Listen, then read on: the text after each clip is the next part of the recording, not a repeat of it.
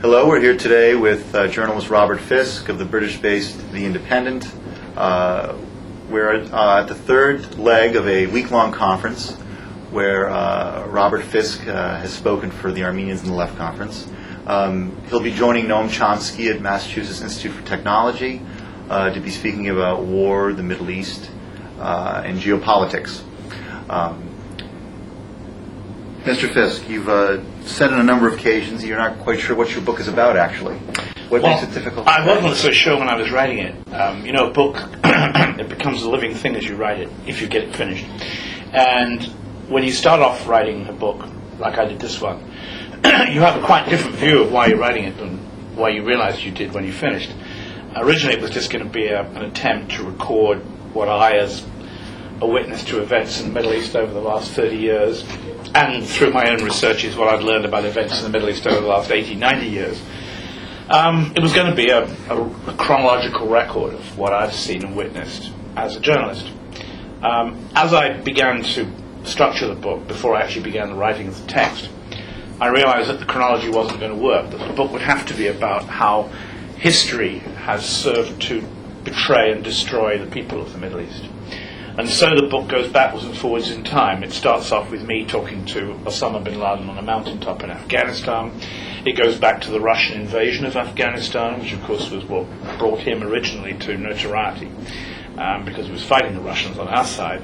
And then it moves backwards and forwards between the Iran-Iraq War, my father who was a soldier in the First World War, and then one of the results of the First World War, which was, of course, the genocide of the Armenians, and there's a whole chapter on the Armenian Holocaust. The chapter is called The First Holocaust, and that comes immediately after you meet my father as a soldier in 1918, so it goes back to 1915.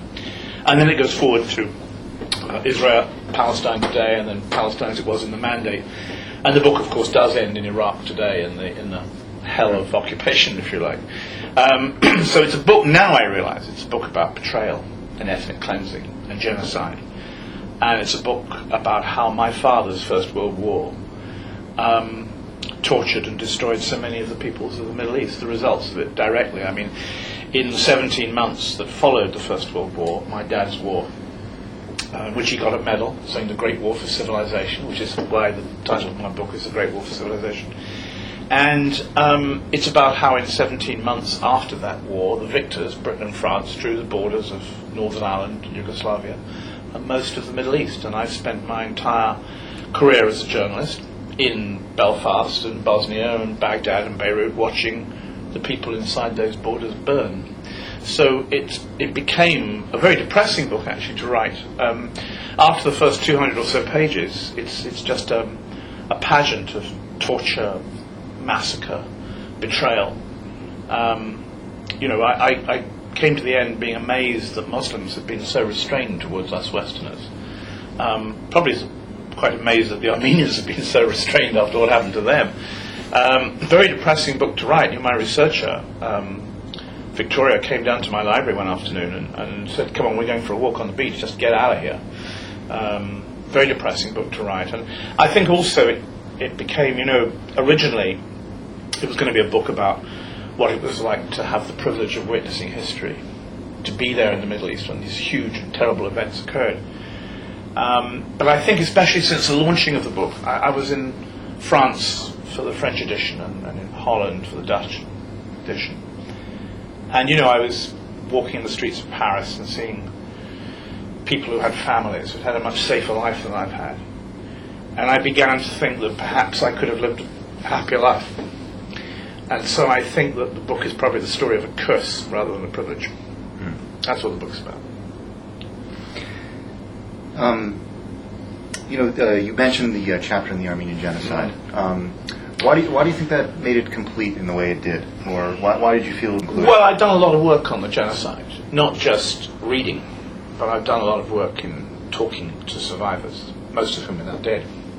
I've got some of them on film, I've got others on photographed, and I've got lots of notebooks of their eyewitness account of what the chapter is called, The First Holocaust of the 20th Century. And a Holocaust, of course, which had a direct relationship to the Holocaust of the Jews of Europe. German officers witnessed the massacres of Armenians, and those officers pop up later as Wehrmacht officers in Russia doing the same thing to the Jews. We know Hitler knew about and spoke about on several occasions the Armenian genocide. And also among the work I've written about, I've actually gone back to the Jazeera area of what is now Syria, which is, of course, where the killing fields for the Armenians. This is where they were driven, especially the women and children.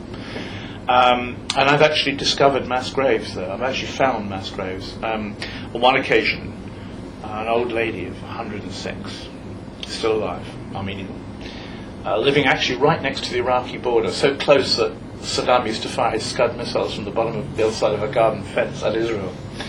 So that, of course, we wouldn't bomb the Scud missile batteries because they're too close to Syria, right? And she remembered her sister and her father taken away to their deaths. She said it was in a river, beside a river. They would tie up the families together, and the Turks or the Kurds would shoot one of the Armenians, and they would fall into the river and drown, and all the others tied together would drown. So you could kill the whole family for one bullet. And she described how she was taken to Aleppo as an orphan, and then she returned later to try and find the bodies of her family, her father and her sister. And she said, but there were just heaps and heaps of bones and skeletons. The dogs had long ago eaten the bodies. So she could never find any traces. And she said it was a hill behind the river called Haggadah. That's where she went to. That's where she last saw them. And I was with a French photographer, Isabelle Alsen, who was working for me, for The Independent, in French. And we tried to find bones beside the river. And we found the river okay. And we found lots of animal bones. And we even waded through the river to islands in the middle of the river, the Jazeera area, so the deserts around. And there were bones on the island, but they were all animal bones, animal skulls from cattle. And then I said to Isabel, we've got to get to high ground. Let's have an idea. Maybe the river splits. There's two sides to it. It wasn't on the map. There's only one track. So we climbed a hill at this place called Haggadah, which the local people called the Black Hill, but they didn't know why they called it the Black Hill. There was a folk memory that something had happened there. And we got to the top of the hill, and I could see the river, 2 or 3 miles away. And I'd been there about a minute before I looked very carefully at the landscape and realized you could see the track of the valley where the river used to be, which ran right past the bottom of the hill. Something in history had changed the bed of the river. It had moved 2 or 3 miles further over. And I said to, in fact, Isabel said to me, that probably was the river, and this is the hill. And we were walking back down to the bottom of the hill again, where the main road to Qamishli runs from Damascus, from Deir ez-Zor actually. And it had been raining heavily, and it had carved great fissures in the side of the hill. And as we were walking down, Isabel started shouting, Robert, Robert, come here! And I ran down in front of her, and there was a wall of mud which had been washed away. And the wall was skulls and bones and femurs and skeletons. She said, Les squelettes, these are skeletons. And this was the killing fields. These were the Armenians who had died in the river. This was where the riverbed was. And I had an Armenian man and his child with me from Deir ez-Zor.